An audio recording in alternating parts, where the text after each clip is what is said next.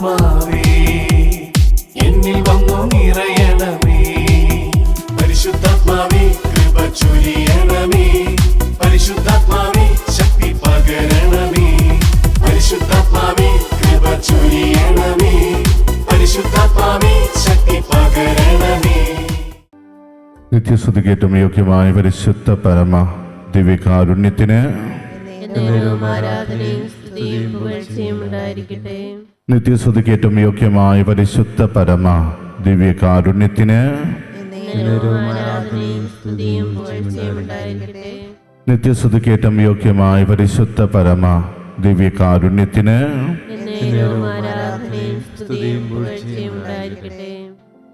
സ്നേഹമുള്ളവരെ, നാം കൃപയുടെ സമയത്തിലേക്ക് പ്രവേശിക്കുമ്പോൾ നമ്മൾ തന്നെ പൂർണ്ണമായും കർത്താവിൻ്റെ കരങ്ങളിലേക്ക് സമർപ്പിച്ച് നമുക്ക് പ്രാർത്ഥിക്കാം. എൻ്റെയും നിങ്ങളുടെയും ജീവിതത്തിൽ നല്ലവരായ തമ്പുരാൻ ചൊരിഞ്ഞ എല്ലാ അനുഗ്രഹങ്ങളെയും ഓർത്ത് നമുക്ക് പ്രത്യേകം നന്ദി അർപ്പിക്കാം.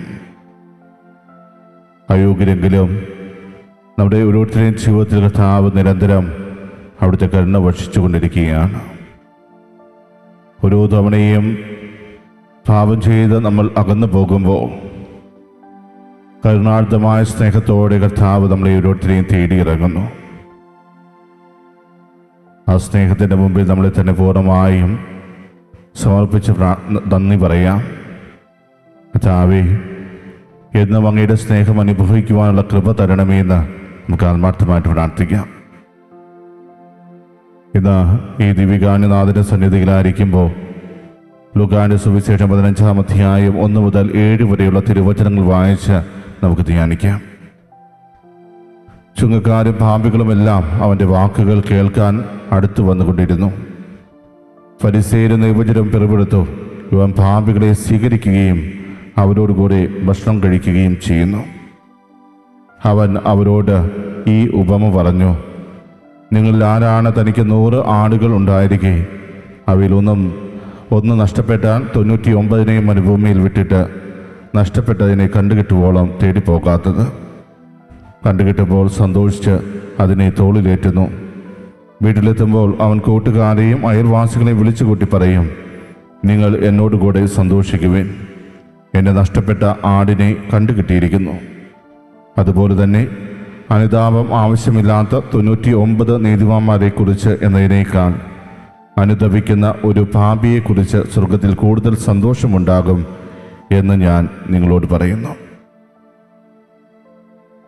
സ്നേഹമുള്ളവരെ, ഇവിടെയും കർത്താവിൻ്റെ വലിയൊരു കരുണയുടെ മുഖമാണ് നമുക്ക് കാണുവാൻ സാധിക്കുക.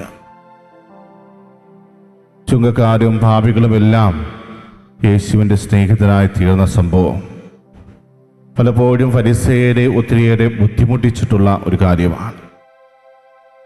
ഫരിസേയരെ സംബന്ധിച്ച് അവർക്കൊരിക്കലും സങ്കല്പിക്കാൻ പറ്റുന്ന കാര്യമായിരുന്നില്ല പാപികളോടും ചുങ്കക്കാരോടും ഇതുപോലെ സൗഹൃദം കാണിക്കുക എന്നുള്ളത്. യേശുവിനോടൊപ്പം സഞ്ചരിക്കുവാനും യേശുവിനോടൊപ്പം ഭക്ഷണത്തിലിരിക്കുവാനും ചുങ്കക്കാർക്കും പാപികൾക്കും ഒത്തിരിയേറെ അവസരം ലഭിക്കുന്നതായി സുവിശേഷങ്ങൾ നമ്മൾ വായിക്കുന്നുണ്ട്. അപ്പോഴെല്ലാം അസ്വസ്ഥരായി മാറുന്ന ഒരു കൂട്ടം ആളുകളെ നമുക്ക് കാണുവാൻ സാധിക്കും. അതിൽ ഏറ്റവും പ്രധാനപ്പെട്ടതാണ് ഫരിസേയർ. ഇവിടെയും അതുതന്നെയാണ് സംഭവിക്കുന്നത്.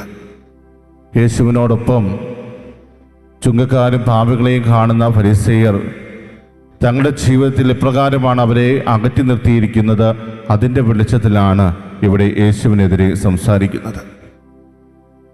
അവർ ഒരിക്കലും ഇതുപോലെയുള്ള ആളുകളെ തങ്ങളുടെ കൂടെ കൂട്ടുവാൻ തുനിഞ്ഞിട്ടില്ല. ഒരിക്കലും അവർക്ക് വേണ്ടി നല്ലത് ചെയ്യുവാൻ അവർ ആഗ്രഹിച്ചിട്ടില്ല. എപ്പോഴും തങ്ങളുടെ സ്റ്റാറ്റസിനൊത്ത ആളുകളുമായിട്ട് മാത്രമാണ് ഫരിസേയർ ചങ്ങാത്തം കൂടിയിരുന്നത്. എന്നാൽ ഇവിടെ പുതിയൊരു വ്യക്തി കടന്നു വന്ന് ഇവരോട് ചങ്ങാത്തം കാണിക്കുമ്പോൾ തങ്ങൾക്ക് ലഭിക്കേണ്ട അംഗീകാരം നഷ്ടമാകുമോ എന്നൊരു ചിന്ത ഫരിസേയരുടെ ജീവിതത്തിലുണ്ടായിരുന്നു. അതുകൊണ്ട് തന്നെ പലതരത്തിലും അസ്വസ്ഥരാകുവാൻ തുടങ്ങി. മാത്രമല്ല, തങ്ങളുടെ പഠനങ്ങളെപ്പോലെ ആയിരുന്നില്ല അവൻ്റെ പഠനങ്ങൾ. അവ മറ്റുള്ളവർ പഠിപ്പിക്കുന്നത് സ്വന്തം ജീവിതാനുഭവത്തിൽ നിന്നും അതുപോലെ അവർക്ക് മനസ്സിലാകാവുന്ന ഭാഷയിലുമാണ്.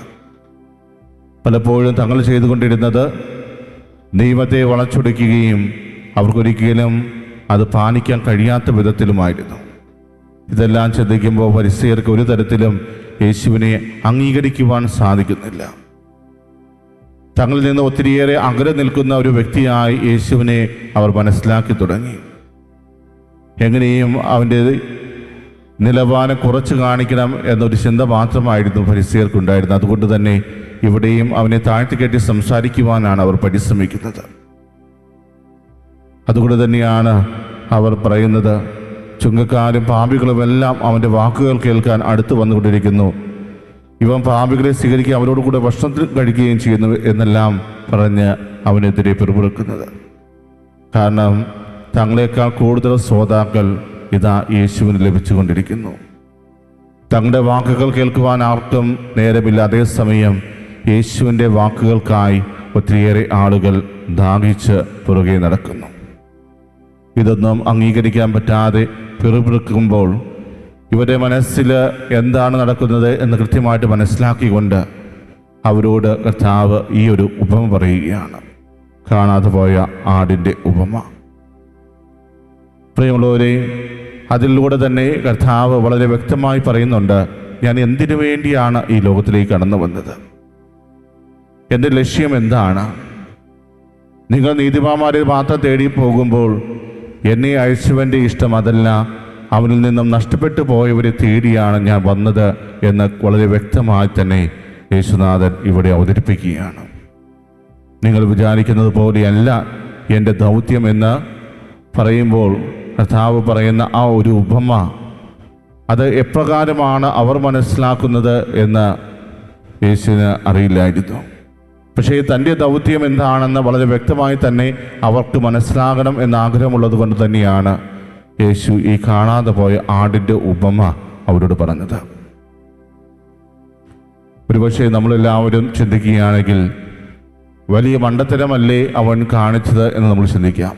കാരണം 99 ആടുകളെയും മരുഭൂമിയിൽ ഉപേക്ഷിച്ചിട്ട് കാണാതെ പോയ ഒരാടിൻ്റെ പുറകെ പോകുമോ? ആ ഒരു ചോദ്യം എപ്പോഴും നമ്മുടെ ഓരോരുത്തരെയും മനസ്സിലേക്ക് കടന്നു വരുന്നതാണ്.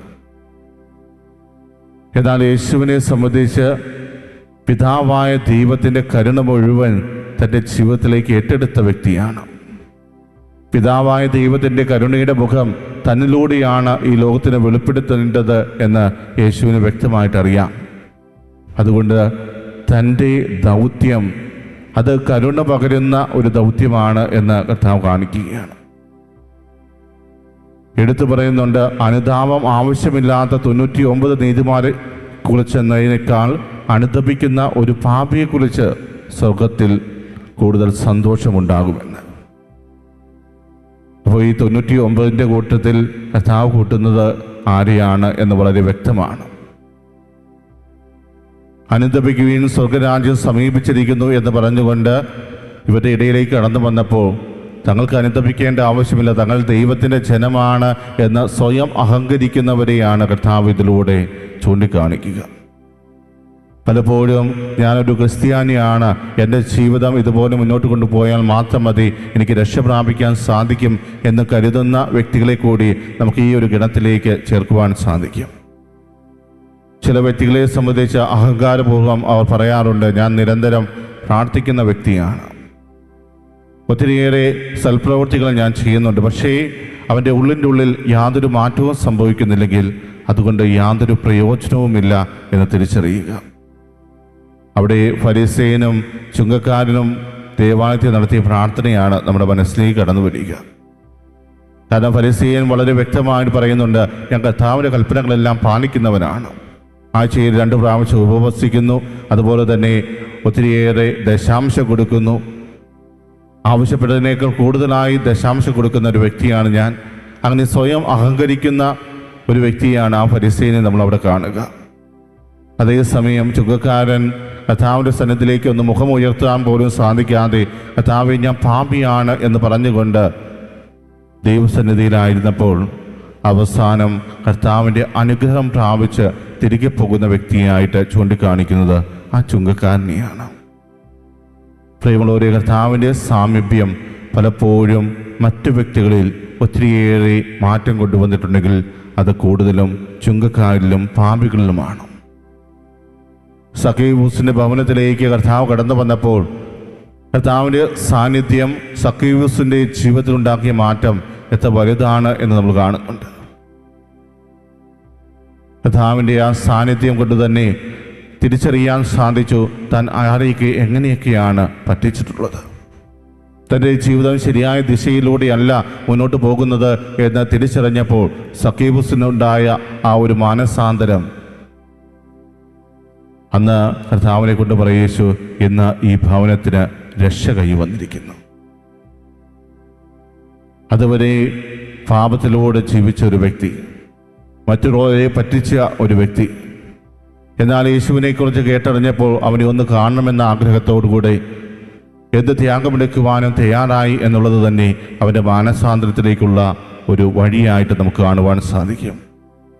അവനെ മാനസാന്തരത്തിലേക്ക് നടത്തിയ ഒരു വഴിയായിരുന്നു ആ ഒരു ആഗ്രഹം. അതൊരു തുടക്കമായിരുന്നു ആ ഒരു ആഗ്രഹം എന്ന് വേണമെങ്കിൽ നമുക്ക് പറയാം. യേശുവിനെ ഒന്ന് കാണണം, ഒന്ന് കാണാനുള്ള ആഗ്രഹം അവൻ്റെ ജീവിതത്തിലേക്ക് കടന്നു വന്നപ്പോൾ പതിയെ അതിനുള്ള അവസരത്തിന് വേണ്ടി അവൻ കാത്തിരുന്നു എന്നുള്ളതാണ്. അവസാനം യേശു ജെറിക്കോയിലൂടെ കടന്നു പോകുന്നുണ്ട് എന്ന് തിരിച്ചറിഞ്ഞപ്പോൾ തൻ്റെ ശാരീരികമായ ആവശ്യകതകളെയും അതുപോലെ തന്നെ കുറവുകളെയും എല്ലാം പരിഹരിക്കുവാൻ അവൻ തയ്യാറായി. തനിക്ക് ശാരീരികമായുള്ള കുറവുണ്ട്, മറ്റുള്ളവരെ പോലെ പൊക്കമില്ല. അപ്പോൾ ആൾക്കൂട്ടത്തിനിടയിൽ വെച്ച് യേശുവിനെ കാണുവാനുള്ള ബുദ്ധിമുട്ട് തനിക്ക് നേരിടേണ്ടി വരും എന്നെല്ലാം കണക്ക് കൂട്ടി അതിന് പരിഹാരം കാണുവാൻ അവൻ പരിശ്രമിച്ചപ്പോൾ തന്നെ അവൻ്റെ ജീവിതത്തിൽ രക്ഷയിലേക്കുള്ള ആ ഒരു തുടക്കം ആരംഭിച്ചു കഴിഞ്ഞു. പ്രിയമുള്ളവരെ, ഇതുപോലെ യേശുവിനോടൊപ്പം ഉണ്ടായിരുന്ന ചുങ്കക്കാരും പാപികളും അവനെ കേൾക്കുവാൻ വേണ്ടി ഒത്തിരിയേറെ ആഗ്രഹത്തോടെ യേശുവിൻ്റെ അടുക്കലേക്ക് കടന്നു വന്നിട്ടുണ്ടെങ്കിൽ അവരുടെ ആ ആഗ്രഹം തന്നെ അവരുടെ ജീവിതത്തിൽ വലിയ മാറ്റത്തിനുള്ള തുടക്കമായിരുന്നു. പ്രത്യേകിച്ചും കർത്താവിനെ സ്വന്തമാക്കുവാനുള്ള അവസരമാണ് ഇതിലൂടെ അവർക്കായി കർത്താവ് തുറന്നു കൊടുത്തത്.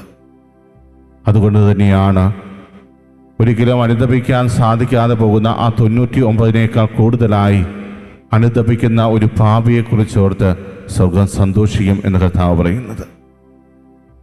ഈ ഒരു സുവിശേഷ ഭാഗത്തിലൂടെ കർത്താവ് നമുക്കും ഒരു മുന്നറിയിപ്പ് നൽകുകയാണ്. നീ നിൻ്റെ ജീവിതത്തിൽ എന്തെല്ലാം നന്മ പ്രവൃത്തികൾ ചെയ്താലും, എത്ര സമയം നീ ഇരുന്ന് പ്രാർത്ഥിച്ചാലും നിൻ്റെ മനസ്സിൽ അനുതാപത്തിലേക്കുള്ള വാതിൽ നീ തുറക്കുന്നില്ലെങ്കിൽ അവിടേക്ക് ഒരിക്കലും കർത്താവിന് കടന്നു വരാൻ സാധിക്കില്ല. നിൻ്റെ ഇപ്പോഴത്തെ ജീവിതശൈലിയിൽ നീ ഒരു മാറ്റം കൊണ്ടുവരുന്നില്ലെങ്കിൽ അവിടേക്ക് കർത്താവിന് ഒരിക്കലും കടന്നു വരാൻ സാധിക്കില്ല. പ്രിയമുള്ളവരെ, കർത്താവിന് നമ്മുടെ ജീവിതത്തിലേക്ക് കടന്നു വരാനുള്ള വാതിൽ അതെപ്പോഴും അനുതാപത്തിൻ്റെ വാതിലാണ്. പൂർണ്ണമായ അനുതാപത്തോടെ നമ്മുടെ പാപങ്ങളെല്ലാം നമ്മുടെ ജീവിതത്തിൽ നിന്ന് എടുത്തു മാറ്റുമ്പോൾ സർവശക്തനായ ദൈവത്തിന് പോലും നമ്മുടെ ജീവിതത്തിലേക്ക് കടന്നു വരാൻ സാധിക്കും. അല്ലെങ്കിൽ ഒരിക്കലും കർത്താവിന് നമ്മിൽ പ്രവർത്തിക്കാൻ സാധിക്കില്ല. കാരണം മനുഷ്യന് സ്വന്തമായ തീരുമാനങ്ങൾ എടുക്കുവാനുള്ള എല്ലാ സ്വാതന്ത്ര്യവും കർത്താവ് നൽകിയിട്ടുണ്ട്. അത് വലിയൊരു ഗിഫ്റ്റായിട്ട് കർത്താവ് നൽകിയതാണെങ്കിലും ആ ഒരു ഗിഫ്റ്റ് പലപ്പോഴും നമ്മൾ വേണ്ട വിധത്തിൽ വിനിയോഗിക്കാറില്ല എന്നുള്ളതാണ് സത്യം. ഇന്ന് ഈ ദീപികാന്യനാഥൻ്റെ സന്നിധിയിലായിരിക്കുമ്പോൾ നമുക്ക് നൽകിയിരിക്കുന്ന ആ ഒരു സമ്മാനം ഞാൻ വളരെ വ്യക്തമായിട്ട് മനസ്സിലാക്കിയിട്ടുണ്ടോ? കർത്താവ് ആഗ്രഹിക്കുന്ന പോലെ അനുതപിച്ച് കർത്താവിലേക്ക് കടന്നു വരുവാൻ എനിക്ക് സാധിക്കുന്നുണ്ടോ? ഒരു യഥാർത്ഥ അനുതാപം എൻ്റെ ജീവിതത്തിൽ ഉണ്ടായിട്ടുണ്ടോ? ഇതിനെക്കുറിച്ചെല്ലാം നമുക്ക് വിലയിരുത്തി കർത്താവിൻ്റെ സ്വന്തമായി തീരുവാനും എന്നെ പ്രതി സ്വർഗം സന്തോഷിക്കുന്ന ഒരവസ്ഥയിലേക്ക് എത്തിക്കുവാനും വേണ്ട കൃപയ്ക്ക് വേണ്ടി പ്രാർത്ഥിച്ചുകൊണ്ട് ഈ നിമിഷം നമുക്ക് ദൈവത്തെ മഹത്വപ്പെടുത്താം. നമ്മൾ ഓരോരുത്തരെ അനുഗ്രഹിച്ച നല്ലവനായ തമ്പുരാന് നമുക്ക് ഒരിക്കൽ കൂടി നന്ദി അർപ്പിക്കാം. കർത്താവ് നമ്മളോട് പറയുന്നത് അനുതാപത്തോടെ കർത്താവിലേക്ക് തിരിയുവാനാണ്. അനുതപിക്കാത്ത 99 നീതിമാന്മാരേക്കാൾ കൂടുതലായി അനുതപിക്കുന്ന ഒരു പാപിയെ ഓർത്ത് സന്തോഷിക്കുന്ന സ്വർഗമാണ് നമ്മുടെ. ആ സ്വർഗത്തിൽ കൂടുതൽ സന്തോഷം ലഭിക്കണമെങ്കിൽ നമ്മൾ ഓരോരുത്തരും ആ ഒരു അനുതാപത്തിലേക്ക് കടന്നു വരണം.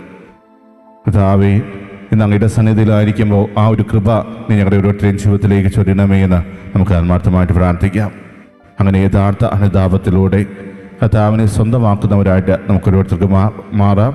ആ ഒരു വിശ്വാസം പ്രഖ്യാപനത്തോടെ നമുക്ക് കർത്താവിൻ്റെ ആശീർവാദം ഏറ്റുവാങ്ങാം.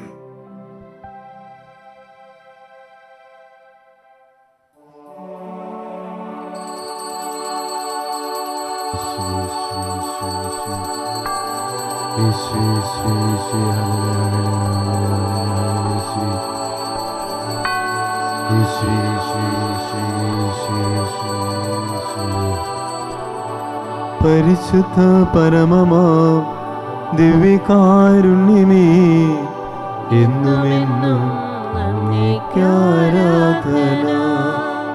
പരിശുദ്ധ പരമമാം ദിവ്യകാരുണ്യമേ, എന്നുമെന്നും അങ്ങേക്ക് ആരാധന. പരിശുദ്ധ പരമമാം ദിവ്യകാരുണ്യമേ, എന്നുമെന്നും അങ്ങേക്ക് ആരാധന.